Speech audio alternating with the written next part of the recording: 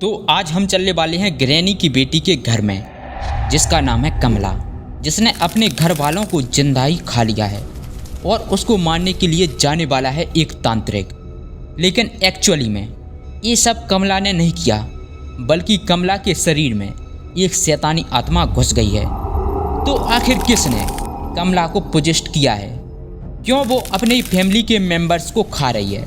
तो आज हम इन्हीं सवालों के जवाब जानेंगे और चलेंगे कमला की हवेली में।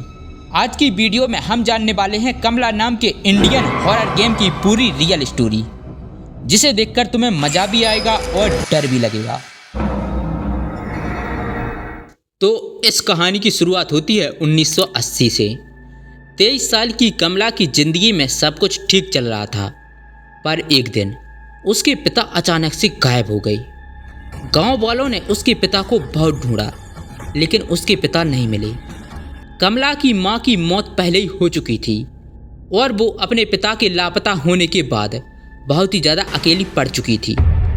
इस बीच कमला का ध्यान रखने वाला कोई नहीं था, इसलिए उसके चाचा चाची ने कमला की शादी दूसरे गांव के एक लड़के रजत से कर दी, ताकि उसका ध्यान रखने के लिए हमेशा कोई हो।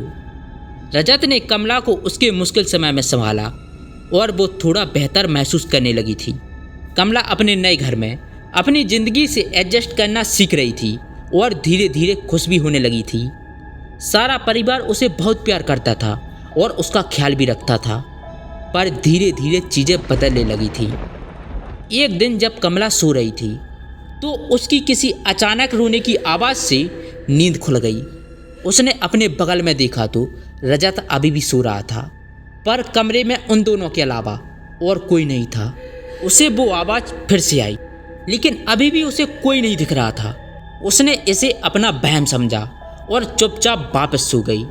लेकिन उस दिन के बाद से लगभग हर वक्त रोने की आवाज़ें सुनाई देने लगी थीं। उसे ऐसा लगने लगा था कि ये आवाज़ें शायद उसके पिता की हैं, जो दर्द में चीख रही है और उससे मदद मांग रही है। कमला अब घबरा चुकी थी। उसने ये बात रजत को बताई। रजत ने ये उसका वहम समझा और उसे कहा कि ये शायद इसलिए हो रहा है क्योंकि वो अपने पिता को बहुत मिस कर रही है। धीरे धीरे कमला की तबीयत खराब रहने लगी थी। उसे हर वक्त गुस्सा आने लगा था, छोटी छोटी बातों पर चिढ़ जाती, और अगर उसे कोई किसी चीज़ के लिए मना करता तो वो उसको जान से मारकर खाने की धमकी देती थी। सबको लगा कि अपने पिता को खोने का दुख उसके दिमाग पर हावी हो गया है। इन सब के बीच कमला को वो आवाज़ें अभी भी आ रही थीं। एक दिन वो आवाज़ें हवेली के एक पुराने कमरे से आ रही थी। वो जब उस कमरे में गई तो उसे वहाँ एक काली मूर्ति दिखी। उस मूर्ति को देखते ही उसे एक अजीब सी बेचैनी महसूस हुई, लेकिन जैसे उसने मूर्ति को छुआ उसे बेहद अजीब सा लगने लगा। उसे सांस लेने में अचानक बहुत ज़्यादा तकलीफ होने लगी। कमला ने घबराकर उस मूर्ति को वापस नीचे रख दिया।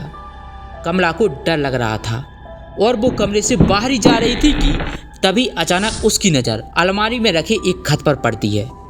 उसने उसे उठाया और पढ़ने लगी। खत में लिखा था कि ये मूर्ति श्रापित है। यह मूर्ति रुक्मणी नाम की एक महिला की है, जो हवेली की पूर्व मालकिन थी। रुक्मणी एक खूबसूरत और धनी महिला थी, जिसकी शादी एक प्रभावशाली परिवार में हुई थी। शादी के कुछ सालों बाद उसके पति ने किसी और महिला से संबंध बना लिए। यह जानकर रुक्मणी बहुत दुखी और निराश हो गई। एक रात जब रुक्मणी ने अपने पति को रंगे हाथों पकड़ा तो उसने उस मूर्ति से उसे मार डाला और खुद उस मूर्ति से अपना सिर मारकर आत्महत्या कर ली। और कहते हैं कि वो मूर्ति तभी से श्रापित है और इसने उसके पुरखों को भी परेशान किया है। ये सब पढ़ते ही कमला को अपने पिता की चीख सुनाई दी और वो मूर्ति अचानक जोरों से हिलने लगी। कमला को एक अजीब सा भारीपन महसूस होने लगा, जिसके बाद वो एकदम से बेहोश हो गई। कमला ने जब अपनी आंखें खोली तो वो अपने कमरे में थी और सब परिवार वालों ने उसे घेर रखा था। कमला उन्हें सब कुछ बताने लगी, लेकिन सबने उसको बताया कि वो घर के किचन में बेहोश पड़ी मिली थी और शायद ये उसका कोई बुरा सपना था। उन्होंने कमला को दवाई दी और सुला दिया, पर उस रात कमला हमेशा हमेशा के लिए बदल गई। अगले दिन कमला की तबीयत और ज़्यादा बिगड़ने लगी। कोई भी उसका नाम लेता तो वो उसकी तरफ मुड़कर उसे जान से मारने की धमकी देती। सारा परिवार कमला को इस हालत में देखकर बहुत परेशान था, क्योंकि कमला ने रात को पागलों की तरह हंसना शुरू कर दिया था। कमला पूरे दिन रोती और हंसती रहती थी। परिवार वालों को लगा कि कमला पागल हो गई है, लेकिन उससे पहले वो कुछ कर पाते, उनके साथ एक बहुत बड़ा हादसा हुआ।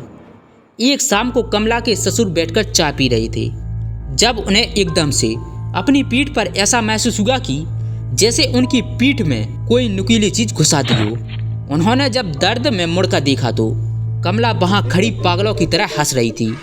कमला के हाथों के नाखून कमला के ससुर की पीठ के अंदर थे। कमला के ससुर ने जोर से चिल्लाया और सब कमला को कंट्रोल करके अंदर ले गए।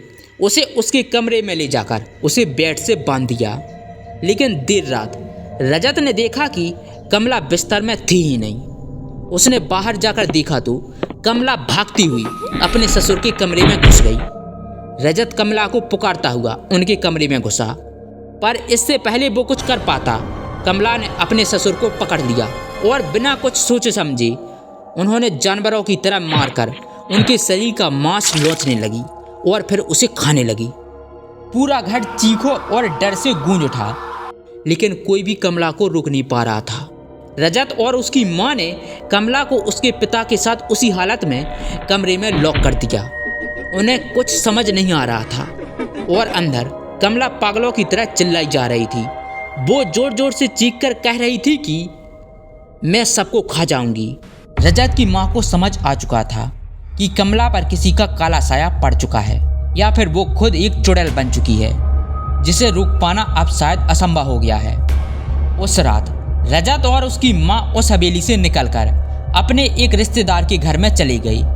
जब वो अपने रिश्तेदार के घर पर पहुंचे तो रजत की मां ने उसे बताया कि कमला के साथ जो हो रहा है वो कोई इत्तेफाक नहीं है, बल्कि काला जादू है जो उनके घर के पूर्वज करते करते मर गए।